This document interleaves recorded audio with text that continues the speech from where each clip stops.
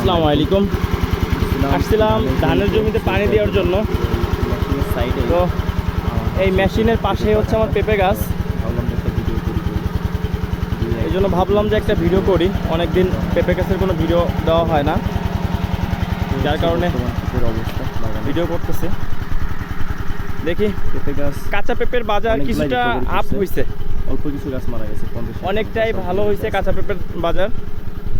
50 না হলেও মিনিমাম সিরে সিরে বিক্রি করে দিব। আর পেঁপের সাইজটাও একটু ভালোই বড় হয়েছে আর কি।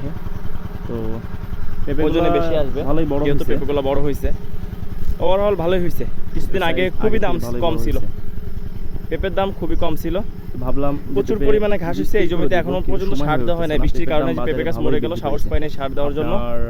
আমি যখন গাছ মরে গেছিল ওই সময় ছিলাম, ওই সময় বিক্রি এখন মোটামুটি ফ্রি আছি। 600 টাকা করে মন। এটা লোক টোক দিয়ে সোনগুলো পরিষ্কার করে, ঘাসগুলো পরিষ্কার করে সার দিয়ে দিব। 800 900 পেঁপের সাইজ মাশাআল্লাহ খারাপ হয় না, ভালোই হয়েছে। দেখেন 1100 করেও বিক্রি হচ্ছে।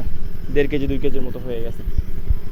আর এই গাছগুলো সমস্যা হয়েছিল, যার কারণে পেঁপেগুলো ছিঁড়ে বিক্রি করে দিয়েছিলাম।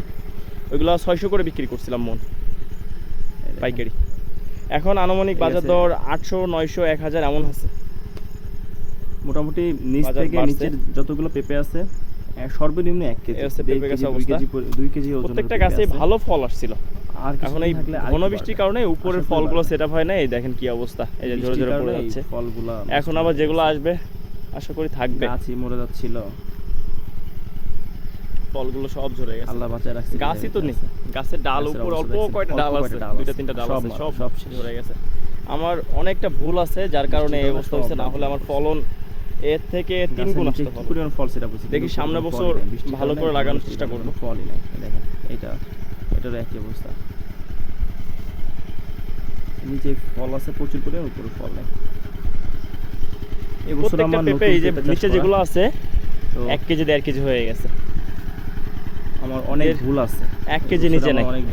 এটা বছর এটা 1.5 কেজি প্রায়। চেষ্টা করব এই ভুলগুলো শুধু। এটা 700 গ্রাম হয়ে যাবে। প্রত্যেকটা পেঁপেই 1 থেকে 1.5 কেজি পরিমাণ। তো সব টপলেডি জাতের পেঁপে।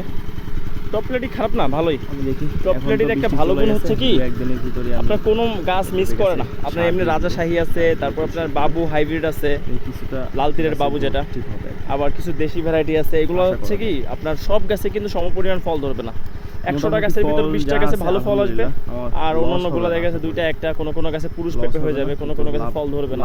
আর এইগুলোতে সেই সমস্যা নেই। প্রত্যেকটা গাছে দেখতেই তো পারতেছেন, প্রত্যেকটা গাছে ফল ধরে এবং খুব সুন্দর ফল ধরে। খরচের টাকা উঠে যাবে। গাছে যে ফল আছে বিক্রি করলে আশা করি আমার খরচের টাকাটা উঠে যাবে।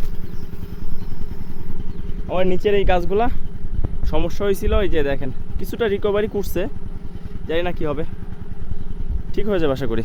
এইগুলো হচ্ছে পেঁপে ছিঁড়ে দেওয়া, যার কারণে কম লাগতেছে। এই যে এইগুলো গাছ ভালো ছিল, এইগুলোর পেঁপে ছিঁড়ি নাই। দেখেন নিচে থেকে ছিঁড়ছিলাম অনেক আগে। প্রত্যেকটা গাছে থেকে এগুলো থেকে প্রায় 5 কেজি 6 কেজি করে একটা গাছ থেকে ছিঁড়া হয়েছে পেঁপে। বৃষ্টিতে বাগানটা একবার শেষ করে দিয়ে গেছে।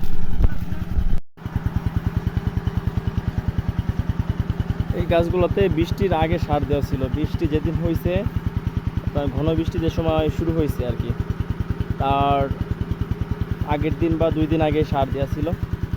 নিচে থেকে কিছু গাছ মরে গেছে, বাকিগুলো ভালো আছে। বৃষ্টির ভিতরে সার দেওয়াই যায় না। তারপর আলহামদুলিল্লাহ যে কটা গাছ বেঁচে আছে, এটাই শুকরিয়া। এবছর যে ভুল করছি, সামনে বছর এই ভুলটা আর করবো না। দেখি যদি যে কটা গাছ বেঁচে আছে যদি সুস্থ থাকে, তাহলে এই গাছগুলো কাটবো না, আপনার সামনে বছরের জন্য রেখে দিব, যদি গাছের অবস্থা ভালো থাকে। আর যদি দেখি যে না, গাছ সুস্থ নেই, গাছের অবস্থা ভালো না, কেটে দিব।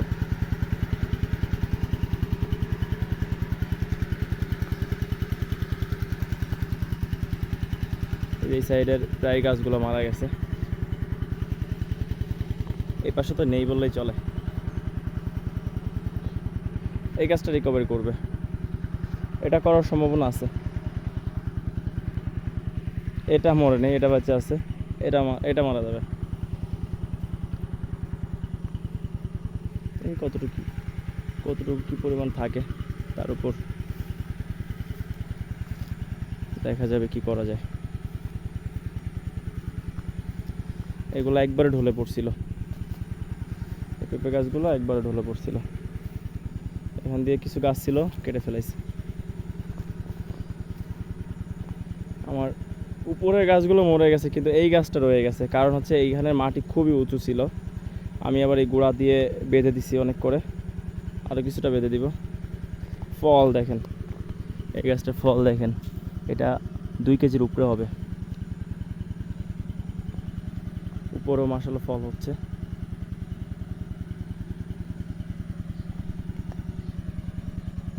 এই লাইনের প্রত্যেকটা গাছই ভালো, কারণ হচ্ছে এই লাইনের মাটি অনেক উঁচু ছিল। প্রত্যেকটা গাছই ভালো এই লাইনের। যেটা বুঝলাম যে উঁচু উঁচু করে দিলে গাছের গোড়ায় মাটি পেলে গাছের গ্রোথটা ভালো হয়, গাছও সুস্থ থাকে।